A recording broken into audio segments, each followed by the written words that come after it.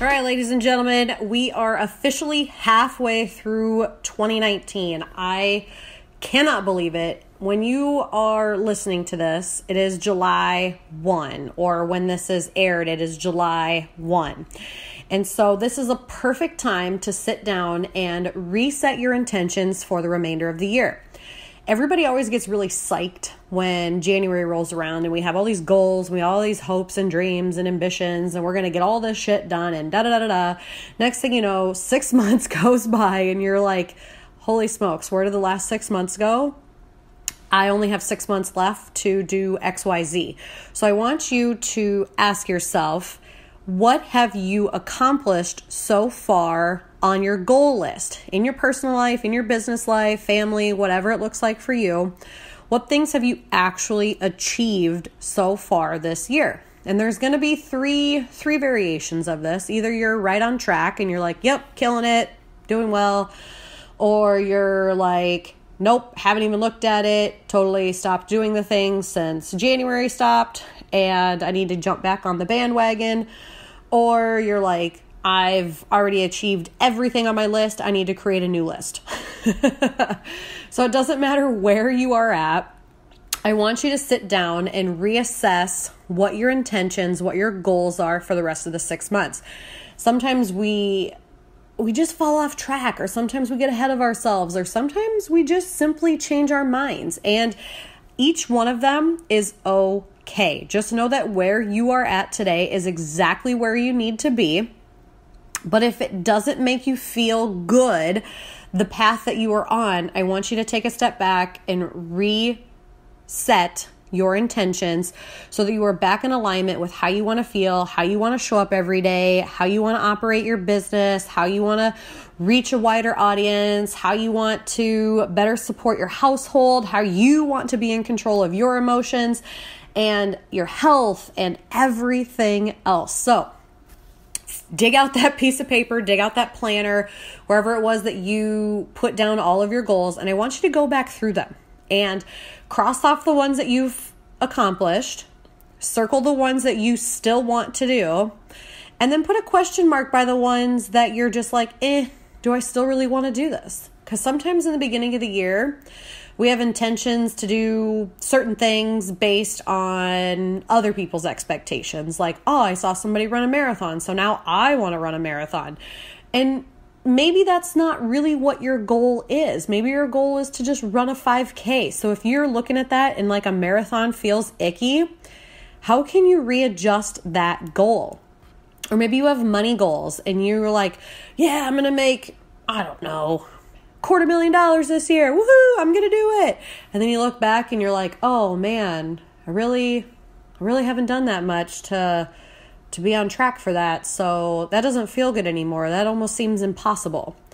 And so instead of hustling, trying to burn yourself out, trying to make $250,000 or trying to run a freaking marathon, how can you reset your intentions toward those goals so that you can feel good? Give yourself some wins. Sometimes I think we really get stuck in this like all or nothing mindset to where we paralyze ourselves. Well, if I can't run a marathon, then I'm not even going to bother running. Or if I can't make $500,000 a year and have 1 million followers and have this be easy, then I'm not even going to try. So how can you start to take baby steps towards those goals that feel good to you?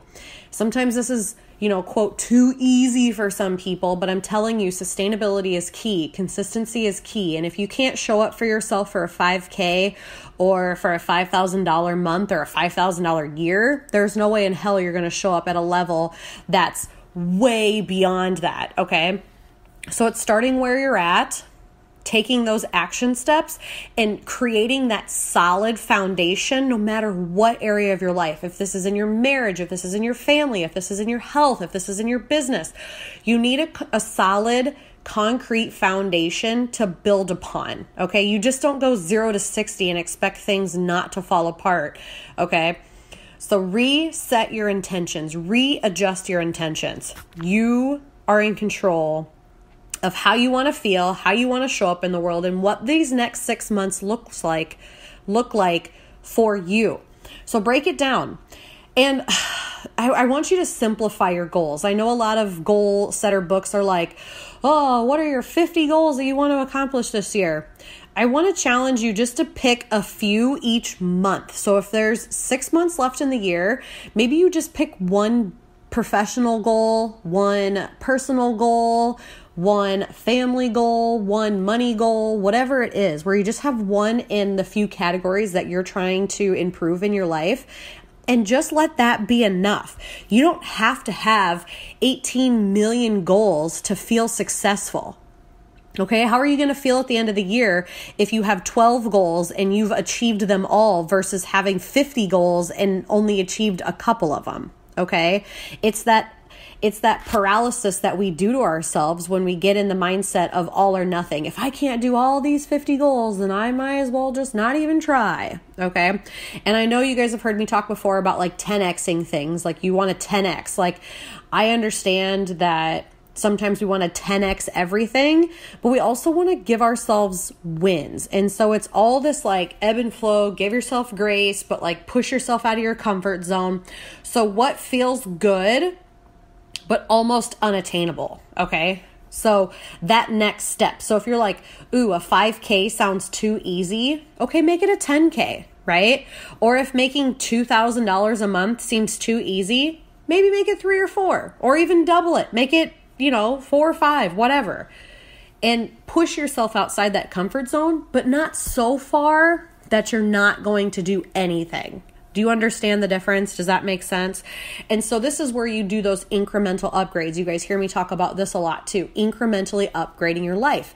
Because until you start to operate at that level, it's not going to be sustainable for you long term, okay? And what I mean is, going back to like the grade school thing, right? So you wouldn't shove like a first grader or a second grader into a junior or senior level, high school level classroom and expect them to just exceed. No. Or excel or even thrive in that environment. No. It's setting them up for failure because you've done too much too soon. And so they, get into this like shell and feel like a failure and all these stories come up. So each step is necessary to get to the next level. And at each step, I promise you, you will upgrade your problems and you will start to think about things in ways that you have never thought about before. But until you are ready, it's not going to be sustainable. It's going to be overwhelming and you're going to quit.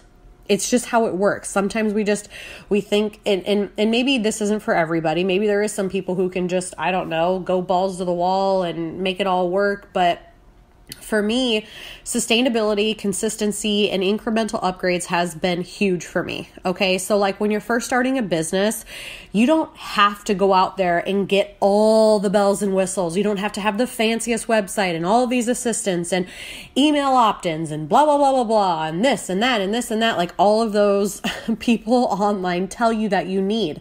No. What you need is to learn how to sell whatever product or service you're offering so that people will actually buy it. That is like the number one step in building a business, right? It's not having all these fancy things and just crossing your fingers and hoping that somebody will take your launch. No, it's getting out there and building relationships and asking for the sale and actually solving people's problems.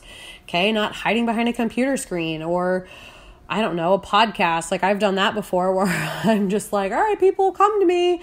No, it doesn't work like that. It never has and it never will. I mean, unless you get to, again, that level, but that doesn't happen overnight, you guys. We see these people at like a certain success level and we just think that, they just snapped their fingers and woke up that successful. No, they were down doing the dirty work for quite some time in order to rise up to that level. They've created the relationships. They've created that foundation. They've created that sustainability and consistency and kept showing up every day, even when shit really sucked. It's the same thing for your health. You wouldn't just wake up one day and want to run a marathon. No, you start with the first mile. Hell, you start with putting one foot in front of the other. And when that seems too easy, pick it up a pace, pick it up a notch. Add some weights, add some sprints or whatever. You have to do incremental upgrades to prevent injury and to keep yourself motivated for going for more, okay? That's the other thing is sometimes we can just bite off more than we can chew and it feels overwhelming and we just quit, right? Have you ever been there? Have you ever done that? I know I have. Sometimes I'm like, oh shit, what did I get myself into? Scale it back a notch, Sasha. It doesn't have to be balls to the wall all the time. Or it doesn't have to be all or nothing all the time. And this has been a total mindset shift for me. And so I want to ask you, how do you want to show up this month, next month, the next month after that, these next 6 months? What are the major things that you want to accomplish in your life? Don't write down 50 things. Just write down like the top 5 or 10 that would make you feel like a total fucking badass if you got these things done this year. Okay? Push the limit a little bit, but don't make it to where you do that analysis paralysis where you're like, oh, I have no idea what to do. Baby step it. Okay? Break them down into sustainable action steps. So let's say this month of July, you want to, I don't know, by the end of July, you want to be able to do 200 push-ups in a row. Okay? So how would you break that down into daily action steps to build yourself up to that 200 push-ups by the end of the month? Okay. So maybe this week you start with 25, maybe next week you do 50, maybe next week you do 150, and then the last week you do a 200. I don't know, whatever works for you. I'm just using examples here, but it's those incremental upgrades. What daily action steps do you need to do to build upon each other to accomplish this goal in your life, okay? And then you can cross that thing off and be like, holy shit, I actually did that. Same thing in your business. Like if you have a certain dollar amount that you want to hit this month where you're like, oh man, I really want to make $5,000 in my business this month, or I really want to make $10,000 in my business this month. Okay, great. That money's not just going to like fall out of the sky. You're not just going to pull it out of your ass. What action steps can you do right now to create that income? Do you need to create a new product, or do you just need to get out there and talk to more people? Do you need to upsell things that you're already offering? Do you just need to follow up with those bunch of clients that have already reached out to you once? Like, what is it that you need to do in order to create that income in your life? Okay. And you can even think outside the box. Like sometimes when we just set the intention and release what's the word I'm looking for? The pressure, the tension, when we start to like really force things to happen, sometimes the exact opposite happens. So release I am having a total brain fart. I'm going to say release the pressure, release the resistance. There's resistance. Yes, that's it. Resistance. That fucking word. Okay. Anyways, sometimes we have a lot of resistance to things. And when we let go of the resistance and just let the universe or God or spirit, whatever it is that you believe in, your higher power, let them kind of take the reins and just make magic happen. You still have to show up and do the work, but let go of the resistance that's around it, that anxiety, that stress, that overwhelm, that pressure that we put on ourselves that everything has to be perfect. Just know that if you're showing up, taking action, reaching out to certain people a day, you are running your 1 mile a day, you're doing your 25 push-ups a day, whatever it is, just know that progress is perfection. Okay? Progress is perfection. Or you can say progress, not perfection. I don't care. Just know that progress is still progress, and you're creating that solid foundation to keep building on. All right?